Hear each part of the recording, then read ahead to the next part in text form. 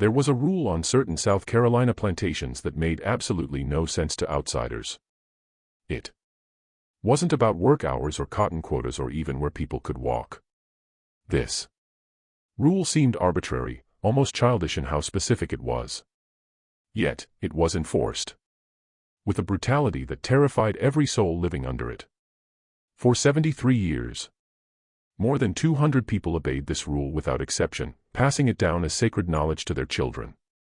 When Union soldiers finally arrived in 1865 and asked why everyone still followed it, even after their masters had fled, the answer they received made several officers physically ill. What they discovered in the days that followed would lead to one of the most suppressed military reports of the Reconstruction era. A document that wouldn't surface in public archives until 1982. Before we continue with the story of Belmar Plantation and the rule that governed it with an iron fist, I need you to do something. Hit that subscribe button right now. And down in the comments, tell me what state or city you're watching from. This story goes places you won't believe, and I want to know who's brave enough to hear it all the way through. The rule was simple. Never let your shadow touch the well. Belmar Plantation sat on 1,100 acres of prime bottomland in the low country, about 40 miles inland from Charleston. The land had been in the Grantham family since 1748, passed from father to son through 3 generations.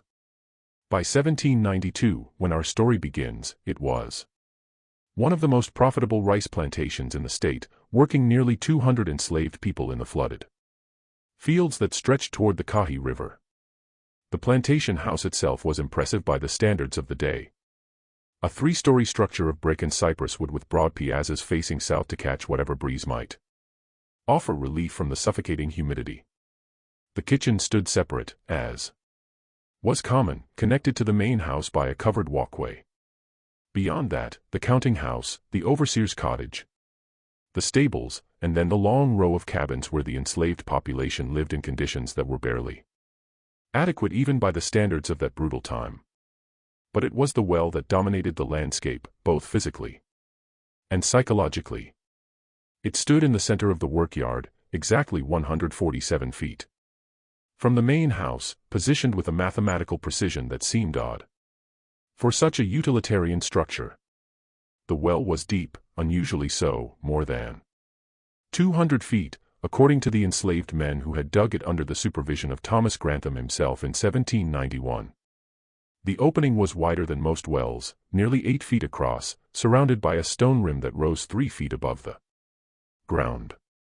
An iron framework supported a pulley system for the bucket, and around the entire structure ran a circle of white stones, each one painted and carefully placed exactly 10 feet from the well's edge.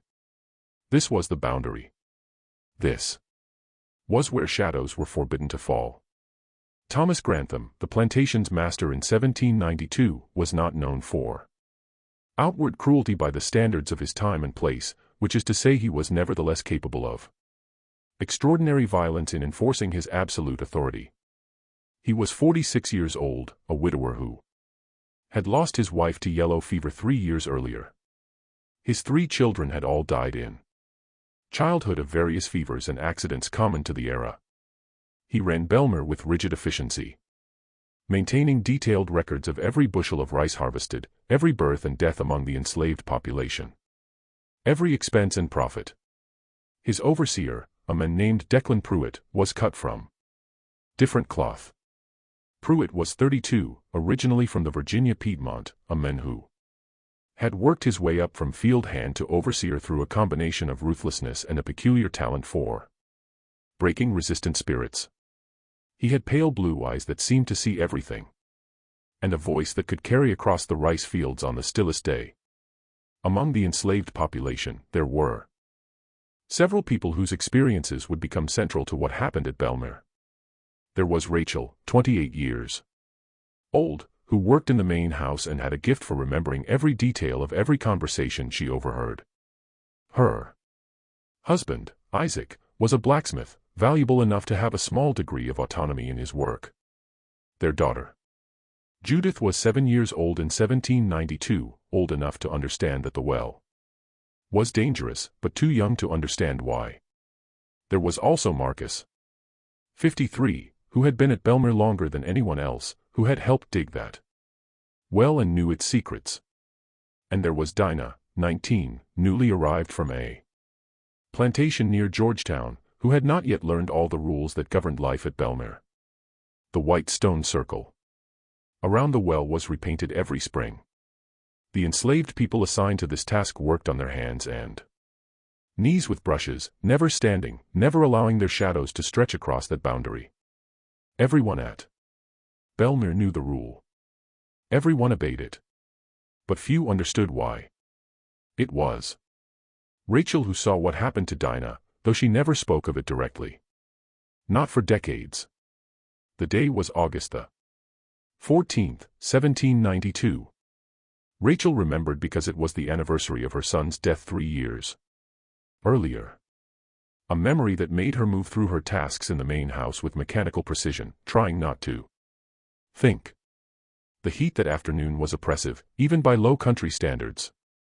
The air hung thick and still, heavy with moisture from the rice fields.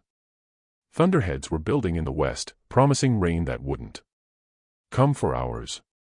Dinah had been at Belmer for 6 weeks. She was quick-witted and strong, but she had a tendency to question things, to ask why when most people at Belmer had learned that why was a dangerous question.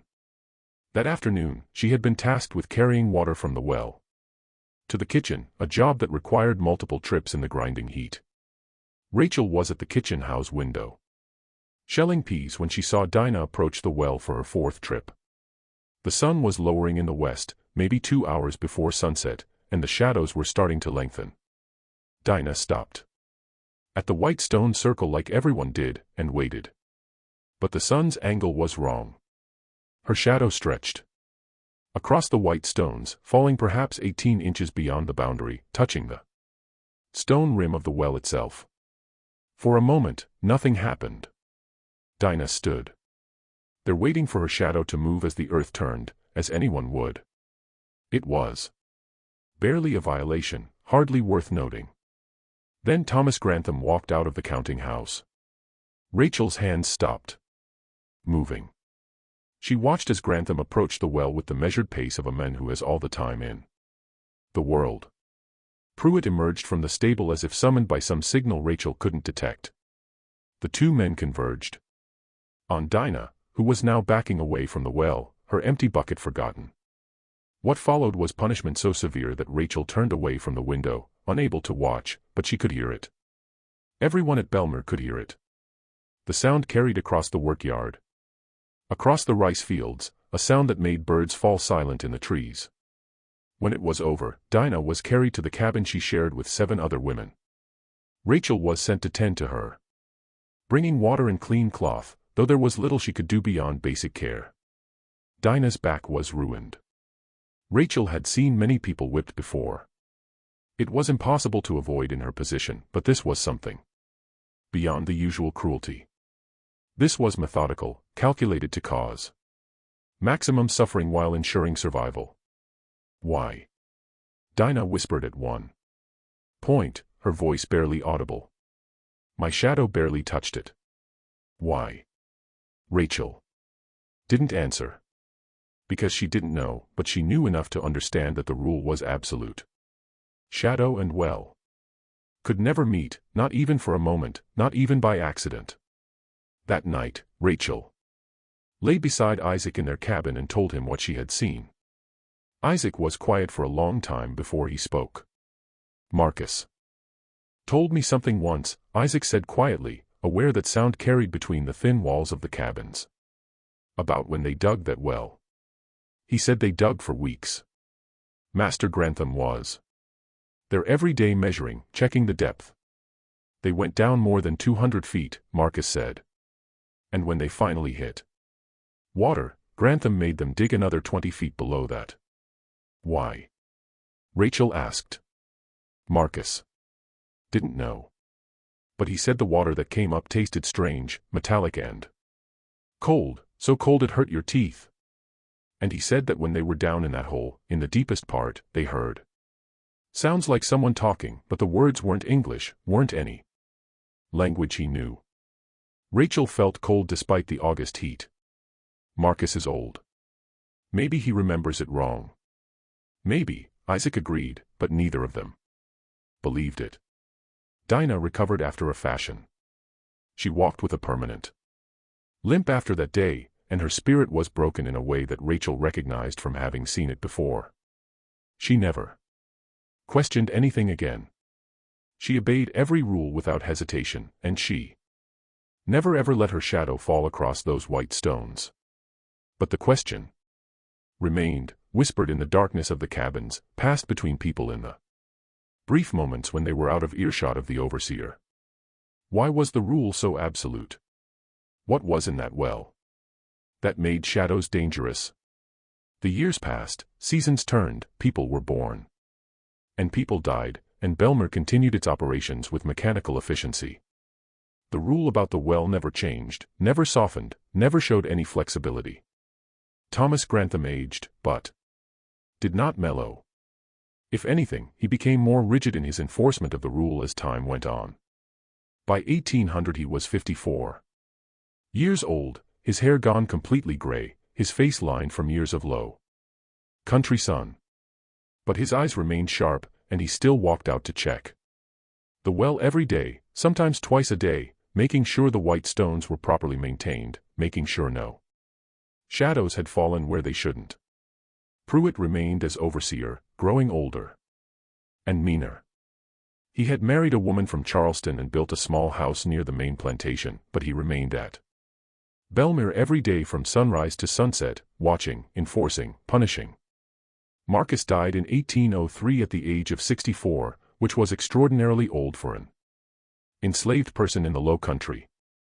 He went quietly in his sleep, and with him died whatever first-hand knowledge he had of the well's construction. But before he died, he told Isaac something that Isaac never forgot. "The well don't want water," Marcus said in his final days. "That ain't what it's for." "What do you mean?" Isaac asked, but Marcus was gone before he could explain. The enslaved community at Belmer developed elaborate strategies to avoid violating the rule. They learned to calculate the sun's position instinctively, to judge shadow lengths with mathematical precision. Mothers taught their children to be hyper-aware of where their shadows fell at all times. People would wait for minutes, sometimes longer, for the sun to move enough that they could approach the well safely. A new practice emerged, something that hadn't been ordered by Grantham, but which he allowed. People began to approach the well only in pairs. One person would watch the others shadow while they drew water, ready to call out a warning if the shadow started to drift toward the boundary. It was a system born of collective fear, and it worked. For years, there were no violations. Rachel's daughter Judith grew up, became a woman, married a carpenter named Abel. They had a son in 1809, a boy they named Thomas after the master, as was expected. Little Thomas, always called Little Thomas to distinguish him from Thomas Grantham, grew up hearing stories about the well, about the rule, about what happened to people who broke it. Why does Master Grantham care so much about shadows? Little Thomas asked his grandmother Rachel when he was 8 years old. Rachel had been thinking about that question for 17 years by then. She had her theories, cobbled together from observation and whispered conversations, and things she'd overheard while working in the main house, but she had never spoken them aloud. Some rules, she told her grandson, they ain't about what makes sense. They about keeping something locked up tight. What's locked up? I don't know, child. And I pray you never find out. But in 1817, that prayer would go unanswered. Thomas Grantham fell ill that summer. It came on suddenly, a fever that burned through him like wildfire. The plantation doctor came from Charleston, examined him, prescribed the usual treatments of the time, bleeding, purging, various tinctures and tonics. Nothing helped. Grantham lingered for 3 weeks, burning with fever, sometimes lucid, sometimes raving. Rachel was assigned to sit with him during his illness, to bring water, to change bedclothes, to listen to his fevered rambling.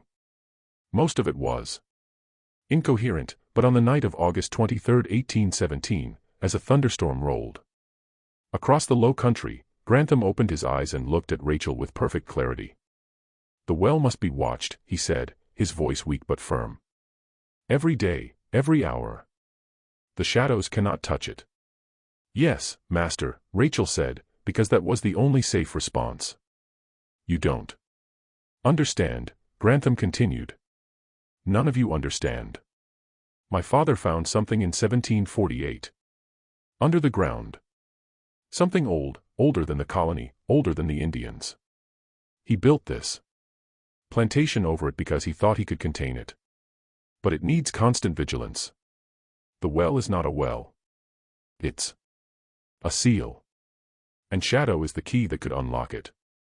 Rachel felt her blood turn cold. "Master Grantham, you need to rest." "The shadow must never fall," Grantham said, his eyes burning with fever and something else, something that looked like terror.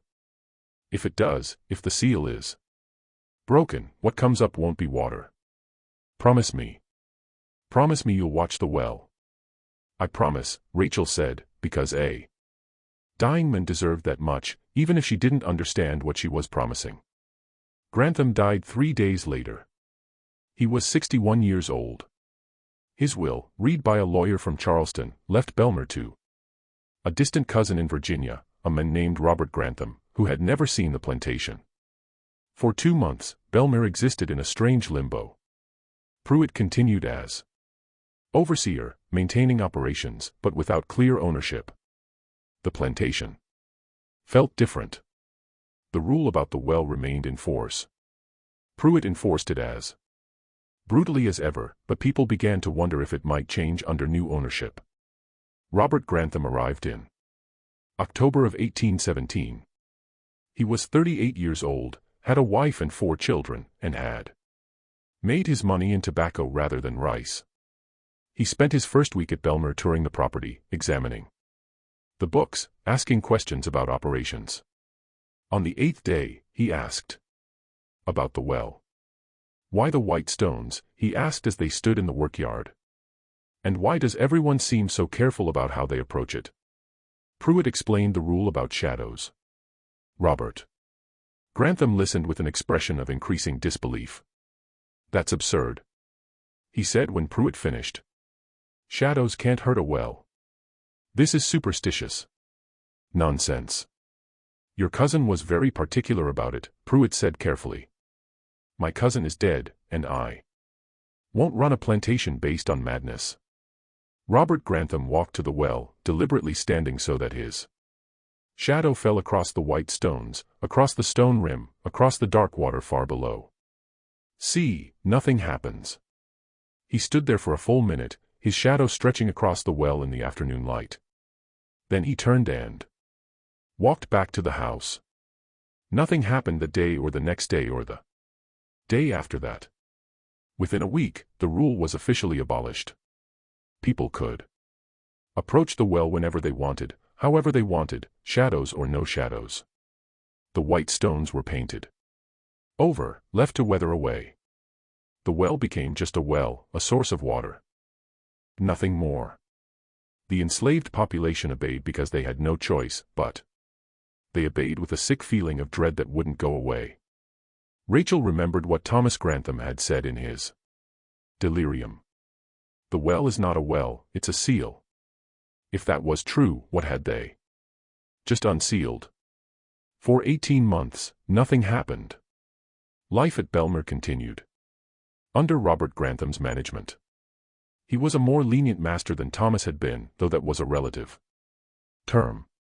He didn't forbid the shadow rule. People could avoid the well's shadow if they wanted, but he made it clear he thought it was foolishness.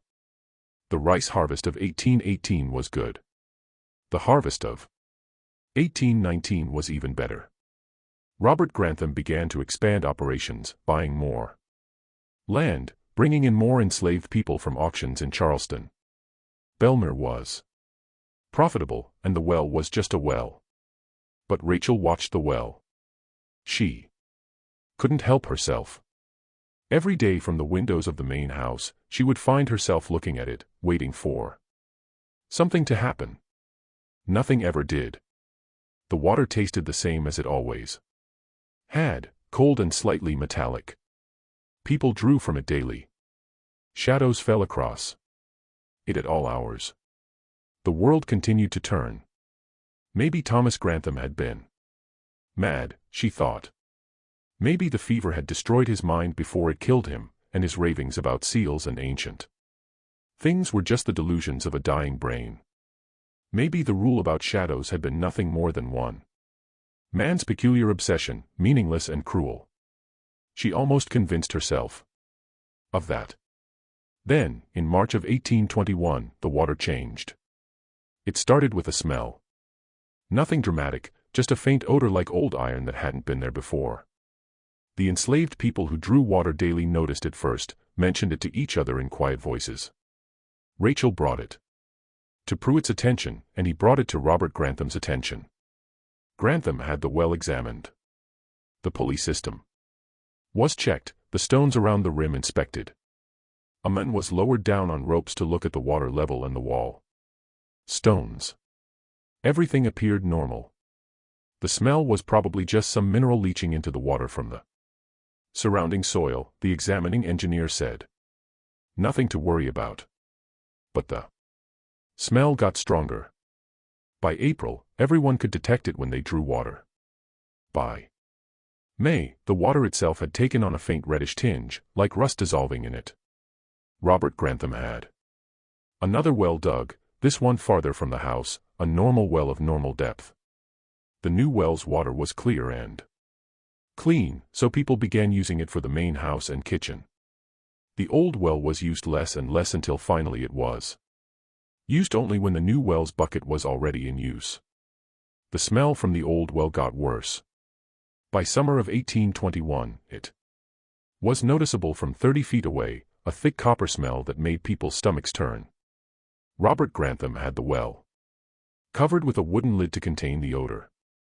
The lid helped, but not much. Something was happening down in that deep darkness, something that turned the water foul. That's when people started getting sick. It began with headaches. People who had been near the old well would complain of throbbing pain behind their eyes, pain that would last for hours. Then came the dreams. Vivid, disturbing dreams that multiple people reported, dreams of being underground, of hearing voices in languages that didn't exist, of touching something ancient and angry. Isaac was one of the first to experience the dreams. He woke Rachel one night in July, shaking, covered in cold sweat despite the summer heat. I was in the well, he said, his voice unsteady. I was down in the water, and I wasn't drowning. I was breathing the water and there were others down there with me. People I didn't know. People who had been there for a long time and they were trying to tell me something, trying to warn me. But I couldn't understand the words. It was just a dream, Rachel said. Though she didn't believe it. It wasn't just a dream. It was a memory. Like someone else's memory got put in my head. Rachel held him until he stopped shaking, but she knew what he meant because she'd been having the dreams. 2. Everyone who had been close to the well was having them, and the dreams were getting worse. By August, Robert Grantham couldn't deny that something was wrong. The smell from the old well had become unbearable. The wooden lid did nothing to contain it anymore. And people were getting genuinely sick now. Not just headaches and bad dreams, but fevers, tremors, a bone-deep exhaustion that no amount of rest could cure. Grantham had a mason from Charleston come to examine the well. The mason, a practical man named Yates, lowered himself down on ropes with a lantern. He got about 50 feet down before he started screaming to be pulled up. When he reached the surface, his face was gray and his hands were shaking so badly he could barely hold his tools. What's down there? Grantham demanded. I don't know. Yates said. I don't know, but it's not water. Not anymore. It's something else. And it's rising. Rising. The water level is higher than it should be. Significantly higher. And it's not water. Yates shook his head. I'm not going back down there. Not for any amount of money. You should fill that well in. Fill it in and forget it ever existed. Robert Grantham was not a man who believed in curses or supernatural forces, but he was a practical man who could recognize a problem. He had the well filled in, or tried to. Workers dumped load after load of rocks and dirt into it, but the level never seemed to rise significantly. It was as if the well was bottomless, consuming everything thrown into it without ever filling. After a week of futile effort, Grantham ordered the well sealed instead. A wooden platform was built over the opening, then covered with bricks and mortar, creating a solid cap over the well's mouth. The work was done. Hastily, almost desperately. When it was finished, the smell was mostly contained, and people began to feel better.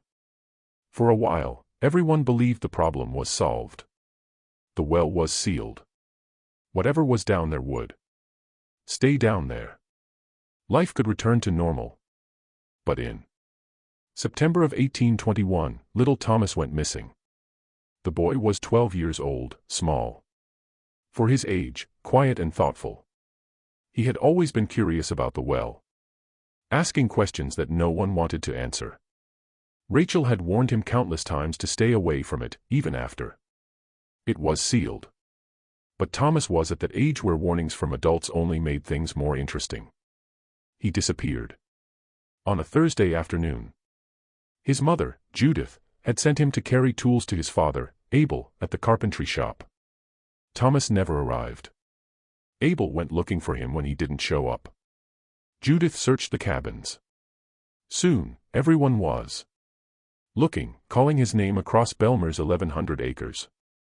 They found him at sunset, standing on top of the sealed well. He was facing the main house, perfectly still, his arms at his sides. His eyes were open, but he didn't respond when people called to him.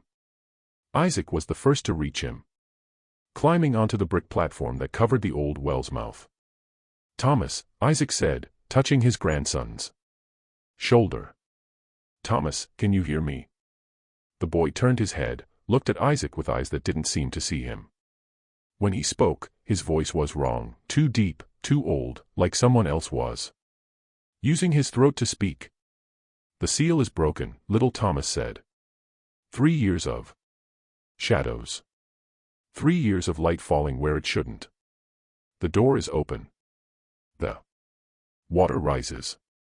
We rise with it. Then he collapsed. Isaac caught him before he could hit the bricks, carried him down from the sealed well, ran with him to the cabin while Rachel rushed ahead to prepare a bed. The boy was burning with fever, his skin hot enough to hurt to touch. For 3 days, he drifted in and out of consciousness. When he was awake, he was himself, frightened and confused. When the fever took him, he spoke in that other voice, saying things that made no sense. He talked about 1748, about Thomas Grantham's father finding something in the ground. He talked about a network of caves under the plantation. About water that had been old when the world was young, about something that had been trapped and was now slowly waking up. "It needs shadow to rise," little Thomas said during one of his fevered episodes, gripping Rachel's hand with surprising strength. "Light keeps it down. Shadow lets it up. 3 years of shadows on the water, and now the seal is cracked. It's coming up slowly, but it's coming up. And when it reaches the surface, when it breathes air again, everything dies. Everyone dies, the whole plantation, then the county, then the state. It spreads like water, like shadow, and it doesn't stop." "Hush, child," Rachel said, wiping his forehead with a cool cloth. "You're sick. You're just sick." But she knew he wasn't just sick. She had seen too much, heard too much, felt too much to deny what was happening anymore. On the 4th day, little Thomas's fever broke. He woke up Weak but coherent, with no memory of what he'd said during his illness. But he did. Remember being on top of the sealed well, remembered hearing voices calling from below, remembered feeling like something was pulling him down, wanting to drag him into the darkness. "Grandma," he said quietly, "what's under the well?" Rachel didn't answer because she didn't know how to explain something she barely understood herself. Robert Grantham, for his part, had had enough. He was a practical man confronting an impractical situation, and his solution was practical too. He ordered the sealed well destroyed completely. Workers broke through the brick cap, then began demolishing the stone rim, then started excavating the entire structure. The plan was to expose the well completely, remove the stone lining, and fill in the hole with solid earth compacted down in layers. The work began on a Monday. By Wednesday, the workers were exhausted and terrified. The smell that came up from the exposed well was worse than ever, and the water level had indeed risen. It was now less than 100 feet down when it should have been more than 200, and the water itself was wrong. It was thick, viscous, dark red, brown like old blood, and it moved in ways that water shouldn't move, forming patterns on its surface that looked almost deliberate. On Thursday, one of the workers fell into the well. His name was Benjamin, a young man of 23 who'd been working on the demolition crew. He was standing too close to the edge when some stones gave way beneath him. He fell in with a scream that cut off abruptly when he hit the water. 5 men grabbed ropes and went in after him immediately. They pulled him out within minutes, but those minutes had been enough. Benjamin was alive, but changed. His skin had taken on a gray pallor, and his eyes had a distant look as if he was seeing something very far away. He was breathing, but barely, and he wouldn't respond to anyone. They carried him to the Plantation Hospital, a small building where the enslaved and occasionally injured workers were treated. The plantation doctor, a man named Hughes, who split his time between Belmere and 2 other plantations, examined Benjamin and found nothing physically wrong with him beyond the expected cuts and bruises from the fall. But Benjamin wouldn't wake up. He lay in bed, breathing slowly, eyes open but unseeing, for 3 days. Then he died. No apparent cause. He just stopped breathing. The demolition stopped immediately. Robert Grantham, finally acknowledging that he was dealing with something beyond his understanding, had the well sealed again, this time with iron plates welded together over the opening, then covered with 3 feet of concrete. It was the strongest seal that mid-19th century engineering could provide. But everyone at Belmere knew it wouldn't be enough. Just when we thought we'd seen it all, the horror at Belmere intensifies. If this story is giving you chills, share this video with a friend who loves dark mysteries. Hit that like button to support our content, and don't forget to subscribe to never miss stories like this. Let's discover together what happens next. The answer came from an unexpected source, a scholar from Charleston who had heard rumors about Belmere's troubles and came to investigate. His name was Dr. Edmund Cordray, and he was a professor of natural philosophy at what would later become the College of Charleston. He had made a study of unusual geological formations in the low country, and he had heard about the well at Belmere, heard about the sickness and the strange water, and came with permission from Robert Grantham to examine the situation. Cordray arrived on a gray October morning, the kind of day when the sky hangs low and heavy over the rice fields, promising rain that never quite comes. He was 52 years old, lean and weathered, with the careful, observant eyes of a man who had spent his life looking closely at things others overlooked. He brought with him an assistant, a young man named Peter Whitfield, and enough scientific equipment to fill 2 wagons. They set up their investigation in one of the empty storage buildings near the sealed well. For 3 days, they took measurements, examined soil samples, tested the air quality around the sealed structure, and interviewed anyone who would talk to them. Cordray had a methodical approach that reminded Rachel of Thomas Grantham's meticulous record-keeping. but where Grantham had been motivated by profit and control. Cordray seemed driven by genuine curiosity. On the morning of the third day, Cordray asked to examine the sealed well more closely. Robert Grantham agreed, though with visible reluctance. A crew of workers carefully removed a section of the concrete cap, creating an opening just wide enough for instruments to be lowered into the darkness below. The smell that emerged was overpowering. It hadn't diminished at all in the month since the well had been sealed. If anything, it seemed stronger, more concentrated, a thick metallic odor that made eyes water and stomachs turn. Cordray had his assistant lower a thermometer on a long chain. When it came back up, both men stared at the reading in disbelief. 41 degrees, Cordray said quietly. That's impossible.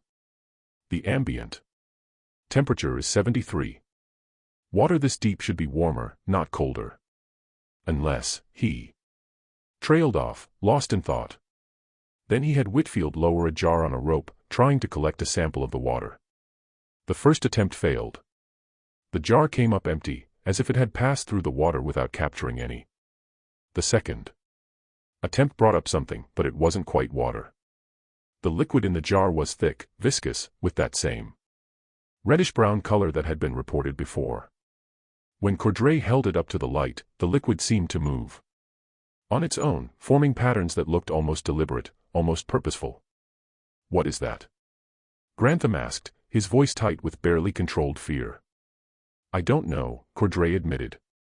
I've never seen anything like it. He spent the rest of that day running tests on the sample. He added various chemicals, observed how they reacted with the liquid. He examined it under magnification.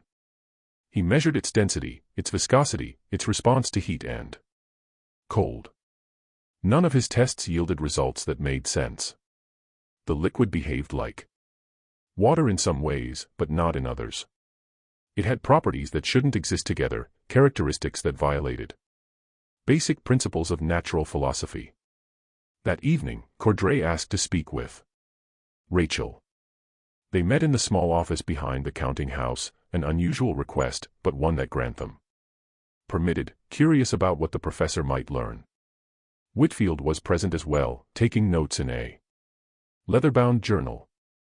Mrs. Rachel, Cordray began, then paused. I apologize. I don't know your family name. Just Rachel, she said. Family names were complicated for enslaved people. Some had them, some didn't. Some used the names of former owners, some made up their own. Rachel had never bothered with one. Rachel, then, Cordray said with a slight nod of respect. I've been told you were present when the previous owner died, Thomas Grantham, and that he said something about what's under the well. Rachel hesitated. Speaking too freely was dangerous, even with permission. But Cordray had kind eyes, and she was tired of carrying the secret alone. She glanced at Robert Grantham, who nodded his permission. He said it was a seal, Rachel said carefully. That his father had found something in 1748. Something old, and built the plantation over it to contain it. He said the well wasn't a well, and he said shadows were the key that could unlock it. Cordray nodded slowly, as if this confirmed something he'd already suspected.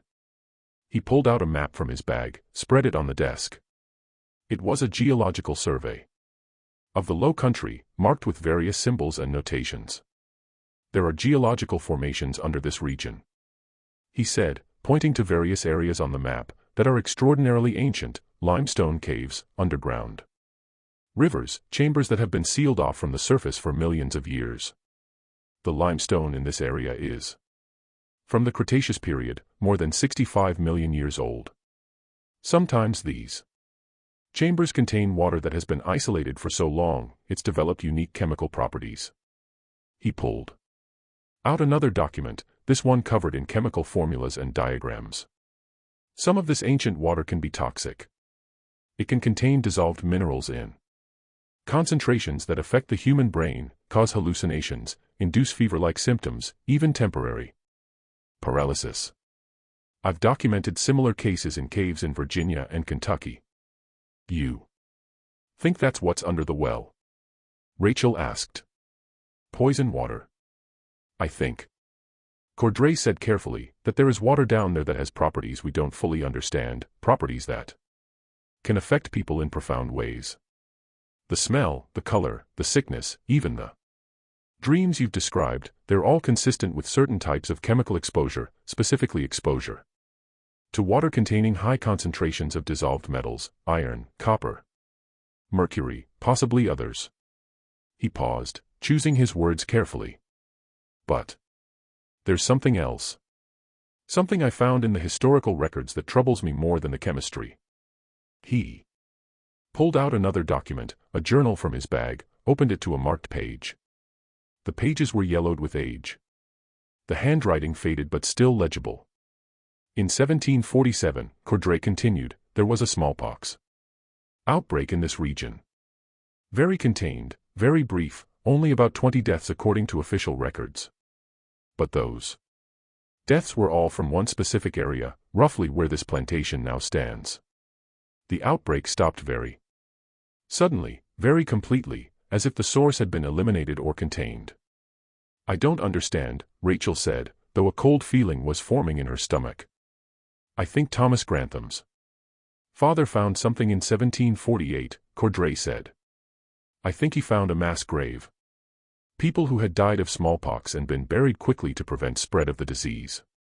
But I think it was more than just a burial site. I think it was a site where something went terribly wrong, where the disease itself mutated or concentrated in ways that made it more virulent than normal smallpox. He showed her another document, a letter written in cramped handwriting. This is from a doctor in Charleston, dated March 1747. He describes treating patients from this area who had symptoms unlike any smallpox he'd seen before. The progression was faster, the mortality rate higher, and the victims displayed unusual behaviors before death. Specifically, he notes that they all reported dreams of being underground, of hearing voices, of feeling something calling to them. Rachel felt her blood run cold. Those were the same symptoms people at Belmere had experienced. The doctor, Cordray continued, noted that the outbreak ended abruptly in April of 1747. His theory was that the source of infection had been eliminated, but he never learned what that source was. The area was quarantined, and by the time the quarantine was lifted, Thomas Grantham's father had purchased the land and begun building the plantation. So he built on top of a plague site. Robert Grantham interjected, his voice sharp with anger.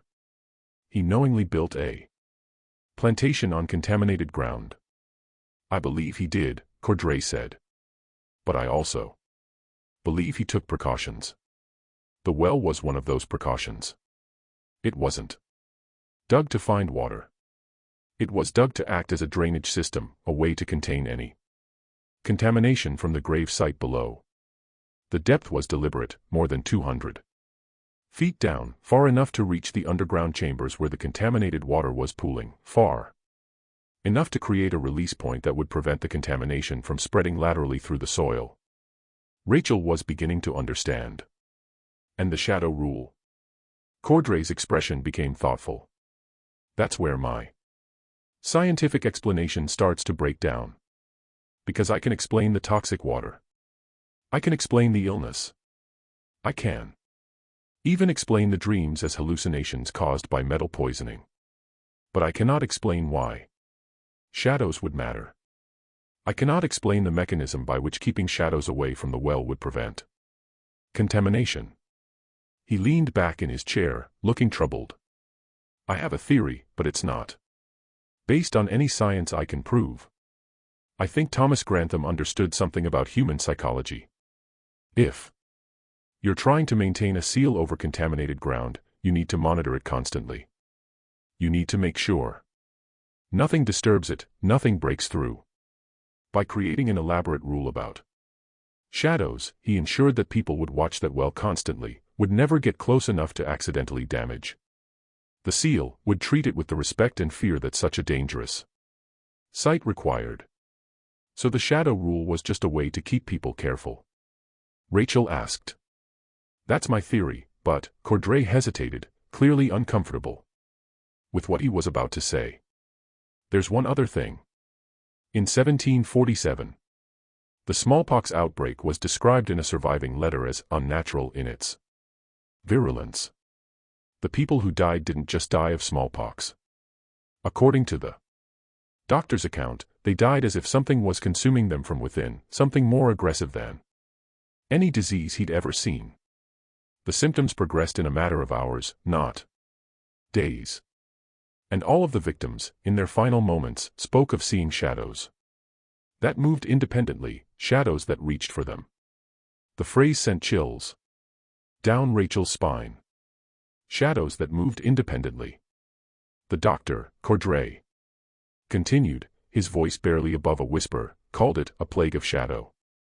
He thought he was being poetic, describing the darkness of the disease. But what if he was being literal? What if there was something about shadow, about the absence of light, that allowed the disease to spread more effectively? Robert Grantham stood abruptly. This is madness.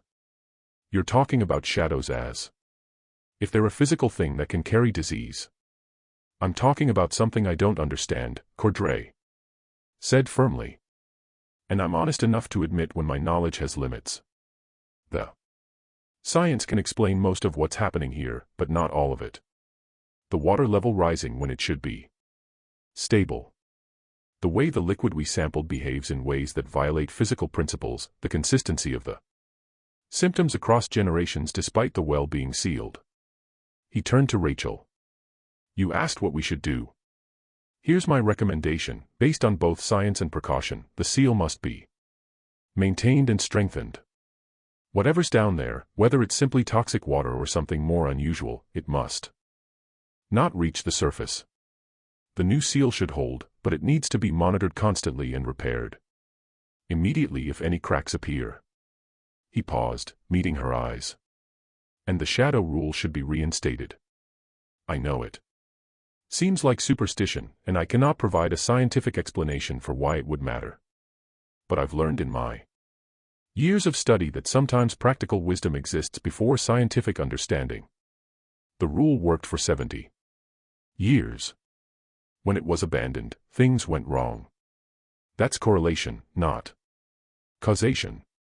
But in the absence of complete understanding, I would rather err on the side of caution. You're asking me to convince Mr. Grantham to reinstate a rule based on superstition, Rachel said quietly. I'm asking you to convince him to reinstate a rule based on observed results, Cordray corrected. Superstition is belief without evidence. This rule has 70 years of evidence showing that it works, even if we don't understand the mechanism.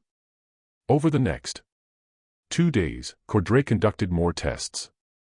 He had workers dig test holes at various points around the plantation, measuring water tables, testing soil composition, mapping the underground structure. What he found troubled him deeply. The contaminated water was spreading slowly, almost imperceptibly. But spreading nonetheless. The water table across the plantation was rising. And chemical tests showed traces of the same unusual compounds found in the well water. It was as if the seal breaking had released some kind of pressure, allowing the contaminated water to begin seeping outward through underground channels. At the current rate, Cordray told Robert Grantham and Rachel in a private meeting, the contamination will reach the rice fields within 5 years. Within 10 years, it will contaminate the Kahi River. Within 20 years, it could affect drinking water for every plantation within 20 miles. What can stop it? Grantham asked, his face pale. I don't know if anything can stop it, Cordray admitted. But I know what might slow it down. The original well system was designed as a pressure release. By sealing it completely, we may have disrupted that system. We might need to create a controlled release point, a way to let the pressure equalize without allowing the contaminated water to reach the surface. How would that work? Cordray explained his plan. They would partially unseal the well, just enough to allow gas and pressure to escape, but not enough to allow liquid to rise. They would install a series of one-way valves based on technology used in mine ventilation systems. The valves would allow air and gas to escape upward while preventing liquid from rising. Around this modified seal, they would create a monitoring system, a series of shallow wells that would allow them to track the water level and chemical composition without directly accessing the main well. And the shadow rule? Rachel asked. Cordray looked uncomfortable. I recommend implementing a modified version, not as superstition, but as a safety protocol. The monitoring wells will need to be checked daily, and that work should be done with extreme caution. Requiring workers to be aware of their shadows, to work only when shadows fall in certain directions, ensures their being deliberate and careful in their approach. It's not about the shadows themselves. It's about creating a ritual of carefulness around a dangerous site. Robert Grantham was quiet for a long time. Finally, he spoke. I won't call it the shadow rule, but I will implement safety protocols around the well that accomplish the same purpose, and I will assign dedicated watchers, people whose only job is to monitor these sites and report any changes. It was a compromise, but Cordray accepted it. Before he left Belmere, he spent an hour alone with Rachel, away from Grantham's hearing. I need to tell you something I didn't say in front of Mr. Grantham, Cordray said. My scientific explanation is the best theory I have, and I believe most of it is correct. The toxic water, the contaminated ground, the illness, all of that can be explained by natural processes. But there are details that don't fit. The way the liquid moves in patterns, the consistency of the dreams across multiple people, the way shadows seem to correlate with outbreaks of illness. What are you saying? Rachel asked. I'm saying that there are phenomena in the natural world we don't yet understand. Things that might seem supernatural, but are actually natural. Processes operating on principles we haven't discovered. Light and shadow affect all sorts of chemical and biological processes. Plants grow toward light. Some chemical reactions only occur in darkness. Some bacteria thrive in the absence of light, while others die without it. He paused, choosing his words carefully. What if the contamination in that well is something similar? What if it's a natural phenomenon, but one so unusual, so rare, that it seems supernatural? What if it's genuinely affected by light and shadow in ways we don't understand yet? You don't believe that? Rachel said. Not really. Cordray smiled sadly. I don't know what I believe. I've spent my life trying to explain the world through reason and observation, but I've also learned that the world is stranger than we imagine. Keep watching the well, Rachel. Trust your instincts. If something feels wrong, if people start getting sick again, if the dreams return, don't wait for scientific confirmation. Act immediately, because whatever's down there, whether it's toxic water or something more unusual, it's dangerous. And the shadow rule, whatever its true purpose, has kept it contained for a long time. He left Belmere the next day, taking his samples and notes back to Charleston. But he left behind detailed instructions for the monitoring system and the modified seal. He also left behind something else, doubt.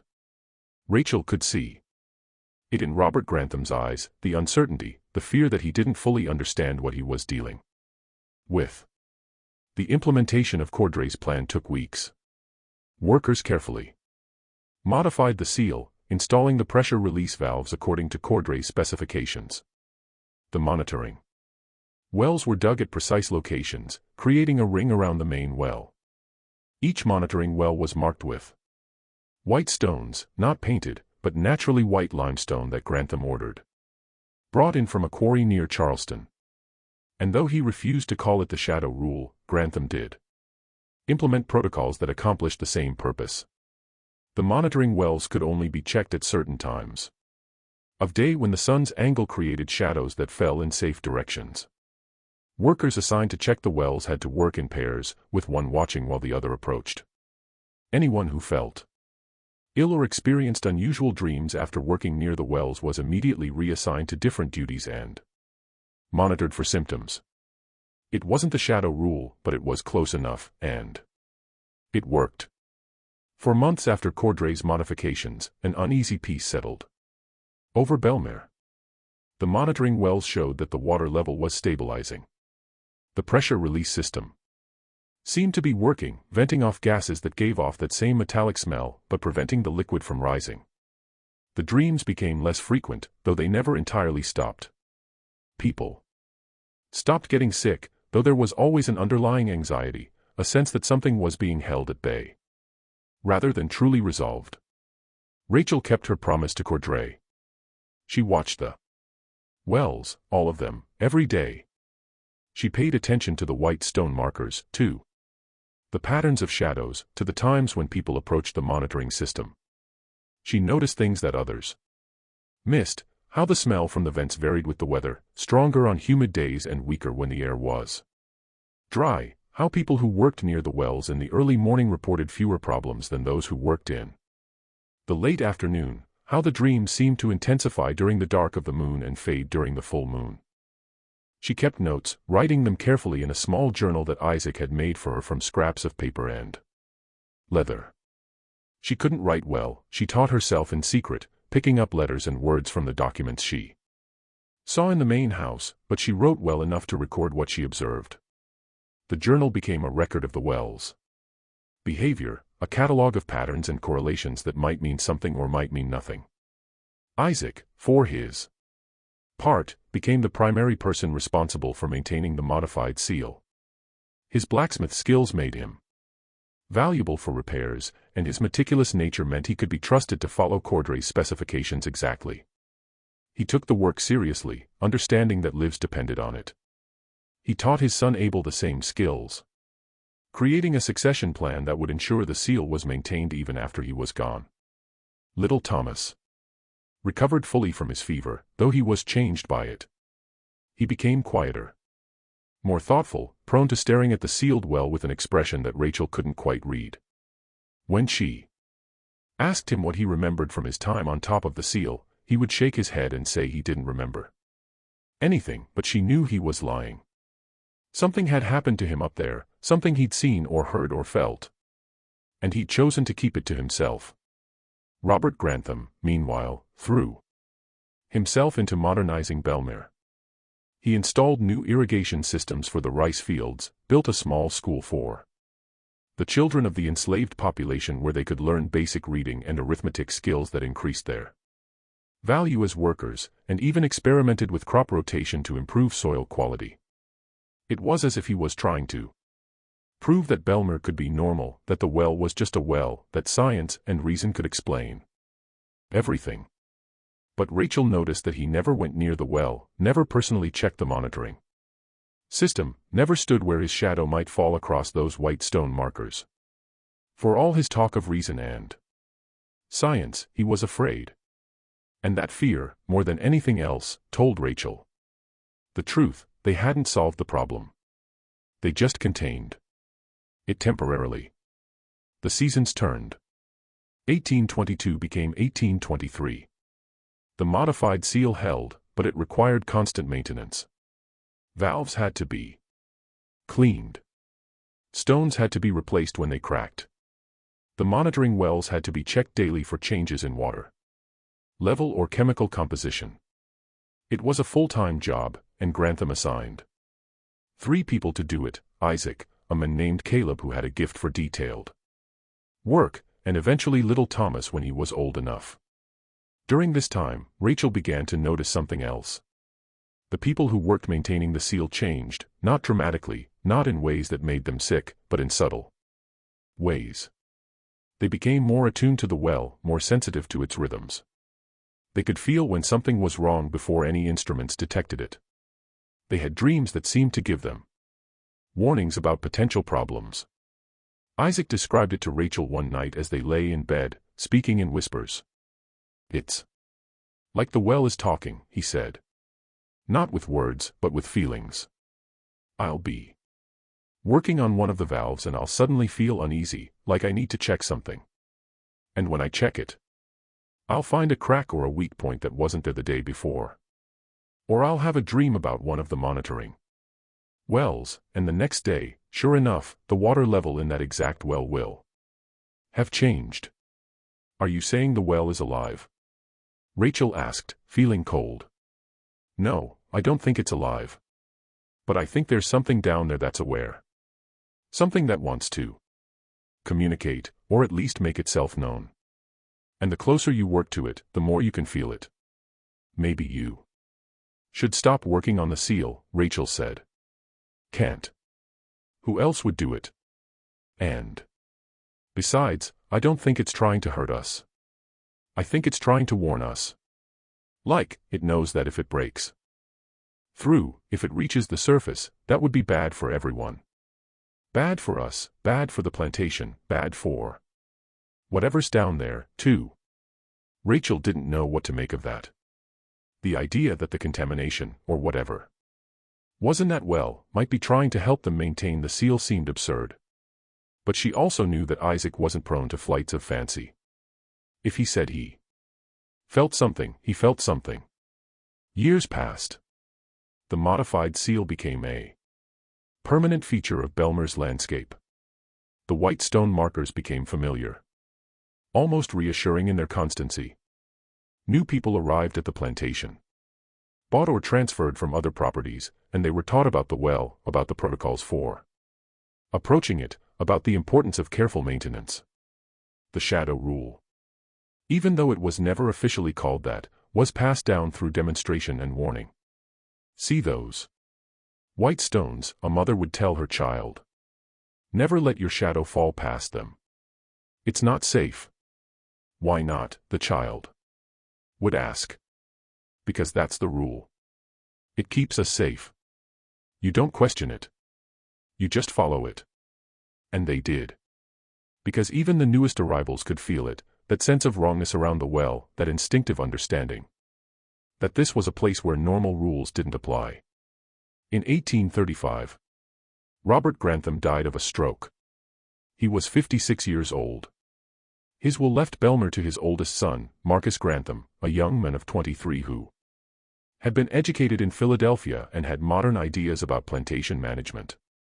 Marcus arrived full of plans to revolutionize rice cultivation, to implement new techniques he'd learned up north.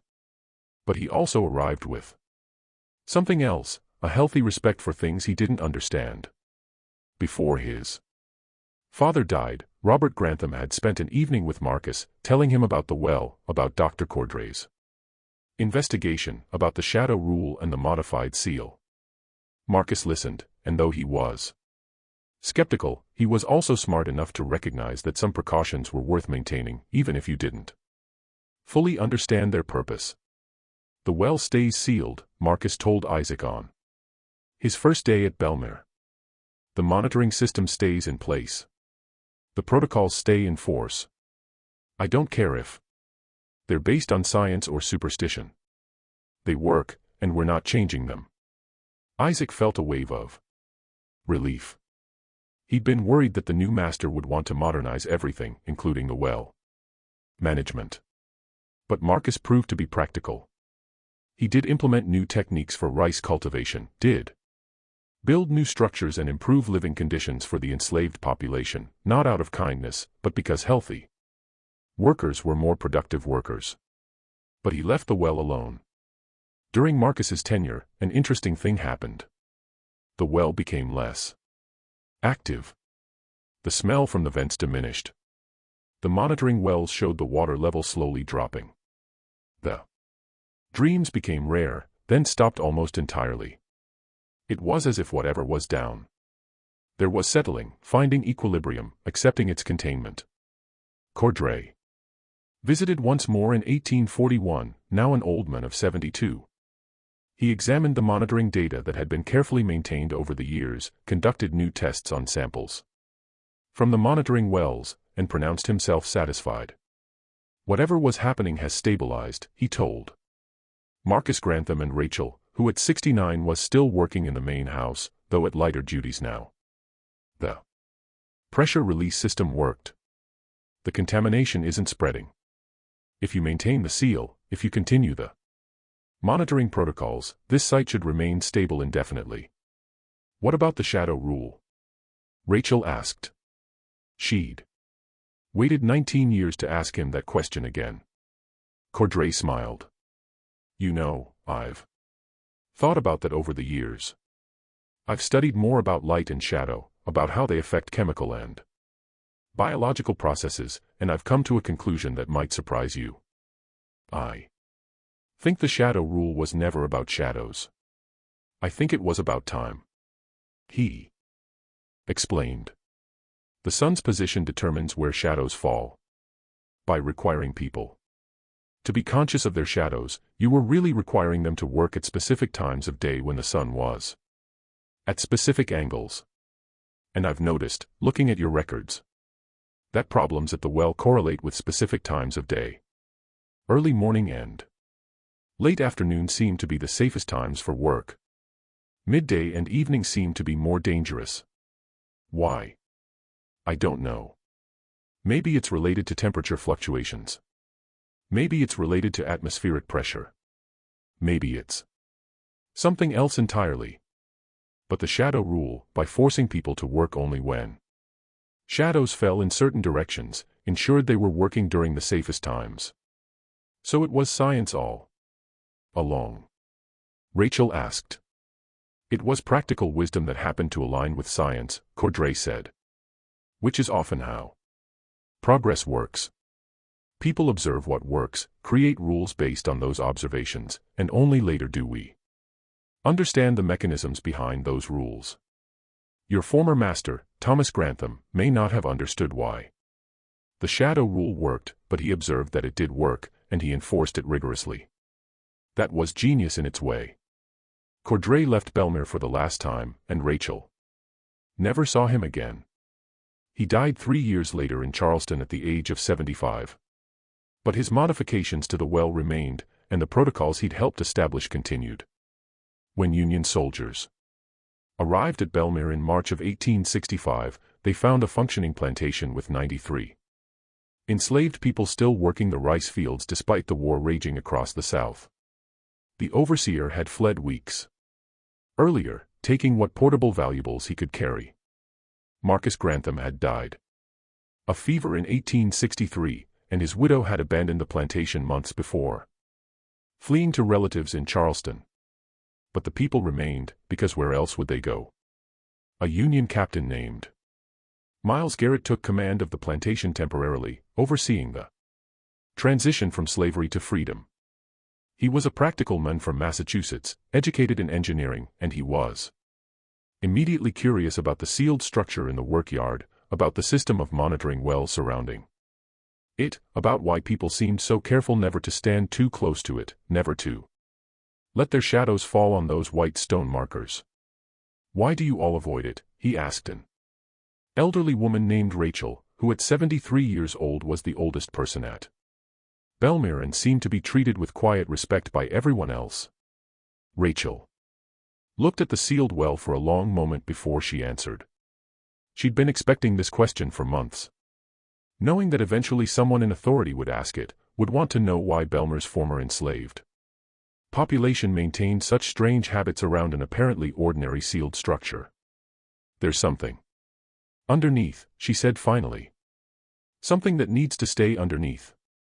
The shadow rule kept it there for a long time. When the rule was broken, it almost came up. We sealed it again, and we've been watching it ever since.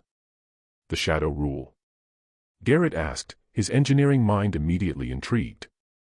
Rachel explained, telling him the history of the well, the 73 years of rigid enforcement, the breakdown when Robert Grantham abolished the rule, Dr. Cordray's investigation, the modified seal. She showed him the journals she and Isaac had kept, decades of observations about the well's behavior. Correlations between shadow positions and safety, notes about dreams and illnesses and strange occurrences. Garrett listened with increasing fascination. When she finished, he asked permission to examine the sealed well more closely. Rachel granted it, though with obvious reluctance. Garrett spent 2 days examining the structure, taking measurements, studying cordrays, modifications, testing the valves and monitoring wells. On the 3rd day, he called a meeting with Rachel, Isaac, little Thomas, now 44 years old, and several other people who had been involved in maintaining the seal. "I've never seen anything like this," Garrett admitted. "The engineering is sophisticated, well beyond what I would have expected for the 1820s. The pressure release system is genius. The monitoring network is comprehensive. Whoever designed this understood containment engineering at a level comparable to modern mine safety systems. Dr. Cordray designed it," Rachel said. Then Dr. Cordray was ahead of his time. Garrett paused, choosing his words carefully. "I've read your journals. I've examined the monitoring data, and I've noticed the correlations. You've documented between shadow positions and safety. I can't explain them scientifically, but I also can't deny they exist. The pattern is too consistent to be coincidence." He looked at each of them in turn. "You're free now, all of you. You can leave Belmer if you want, but if you continue to maintain this seal, I'll make sure you're compensated for your work.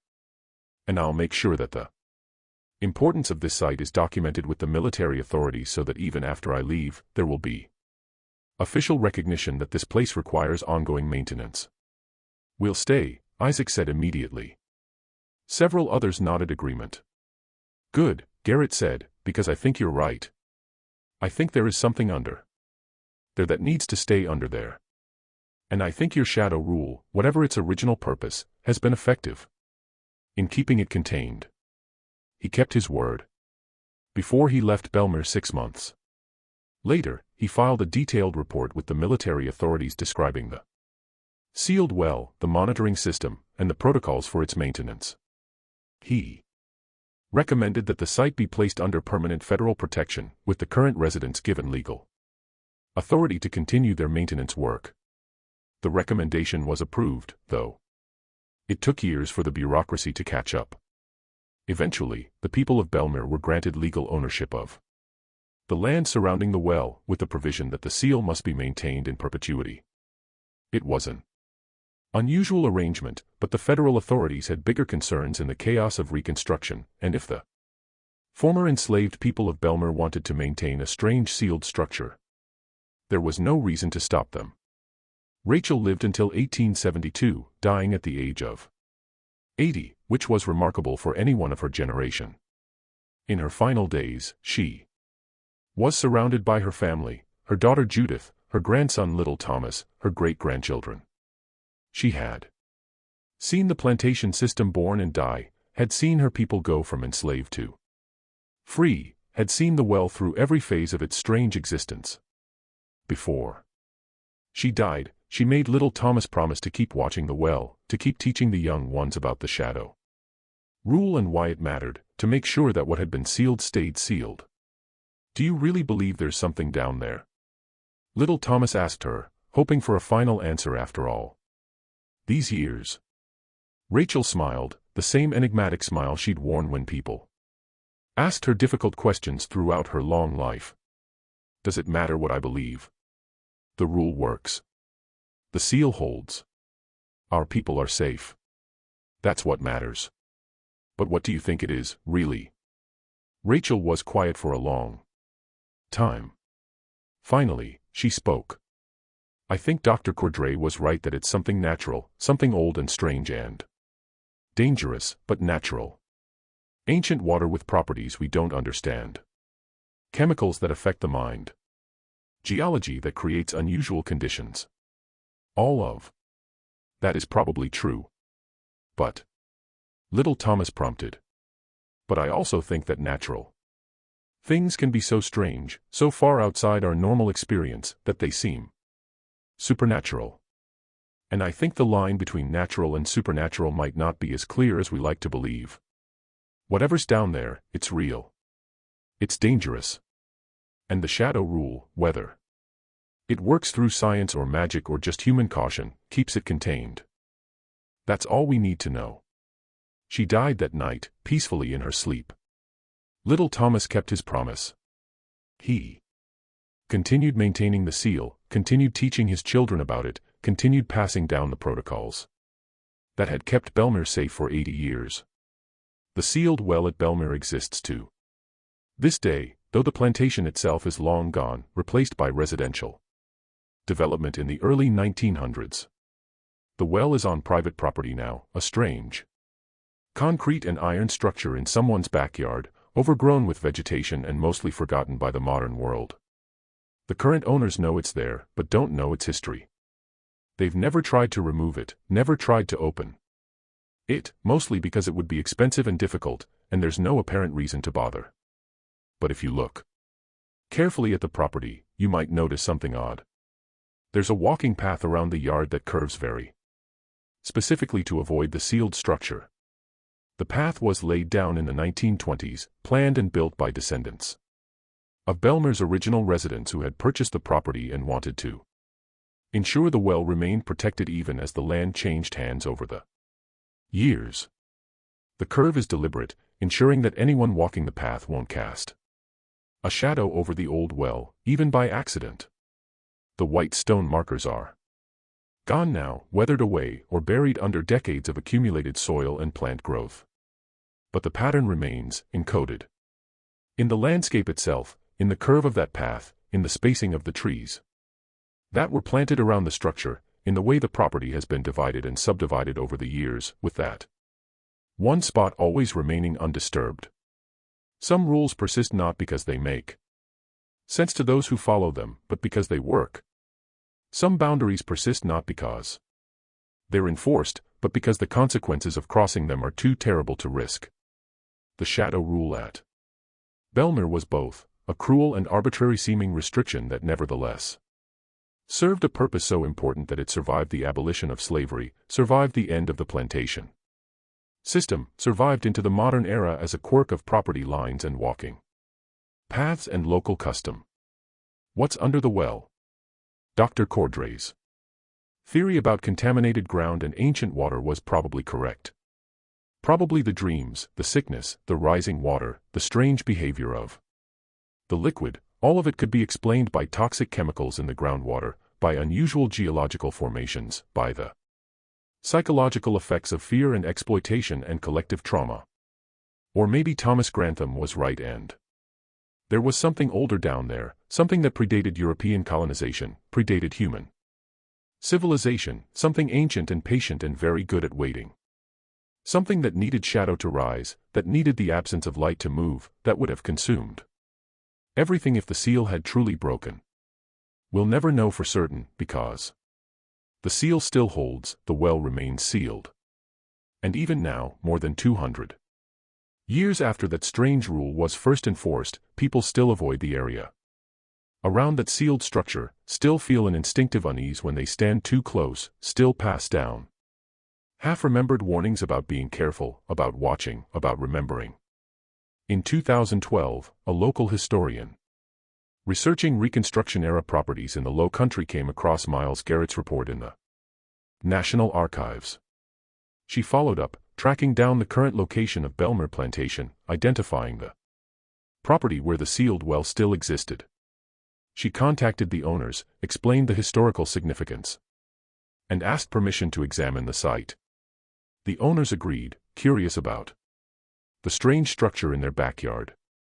The historian brought in a geological survey team, and they conducted a non-invasive examination using ground-penetrating radar and other modern techniques. What they found confirmed much of what Dr. Cordray had theorized in 1821. There was indeed an extensive system of limestone caves beneath the property, connected by underground channels to a larger network that extended for miles. There was water down there, deep and ancient, isolated from surface water for thousands of years. Chemical analysis of samples taken from the monitoring wells, which were still functional after all these years, showed high concentrations of dissolved metals and other compounds that could definitely cause the symptoms reported in the historical records. But the survey also found something unexpected. The water level in the main well was still rising slowly, incredibly slowly, but rising nonetheless. At the current rate, it would reach the base of The seal in approximately 50 years. The historian included this finding in her report, but noted that there was no immediate danger. The seal was still structurally sound. The monitoring system could still track changes. There was time to decide what, if anything, should be done. But she also noted something else, something that troubled her enough that she mentioned it in her report even though it seemed unscientific. During the survey work, several team members reported unusual dreams of being underground, dreams of hearing voices, dreams of shadows that moved on their own. The same dreams that had been reported at Belmere for nearly 200 years. The property owners, after reading the historian's report, made a decision. They would maintain the seal. They would continue to avoid the area around it. They would make sure that any future owners understood its importance, and they would keep the walking path exactly where it was, curving around the sealed structure, ensuring that shadows fell safely away from it. Some rules are worth keeping, even when their original purpose is forgotten. Some shadows are better left short. Some wells are better left sealed, and some mysteries are better left unsolved, because the answer might be more terrible than the question. The well at Belmere waits. It has waited for 230 years. It can wait longer. Whatever is down there, toxic water, ancient contamination, or something stranger, it remains contained. The seal holds. The protocols persist. And the shadow rule, in its modern form, continues to protect us from something we may never fully understand. This mystery shows us that not all historical horrors require supernatural explanations to be terrifying. Sometimes the most frightening things are those that exist at the edge of our understanding, natural phenomena so unusual that they challenge everything we think we know about the world. The people of Belmere understood this. They created a rule that seemed arbitrary but worked. And they maintained it across generations, across the end of slavery, across every change their world underwent, because they understood that some boundaries exist for good reason. What do you think of this story? Do you believe everything was revealed, or do you think something darker still waits beneath Belmere? Was the shadow rule simply clever psychology and safety protocol? Or was there something more to it? Leave your comment below. If you enjoyed this tale and want more historical horror stories like this, subscribe, hit the notification bell, and share with someone who loves mysteries. There are more buried secrets waiting to be uncovered, and I'll be here to tell them. See you in the next video.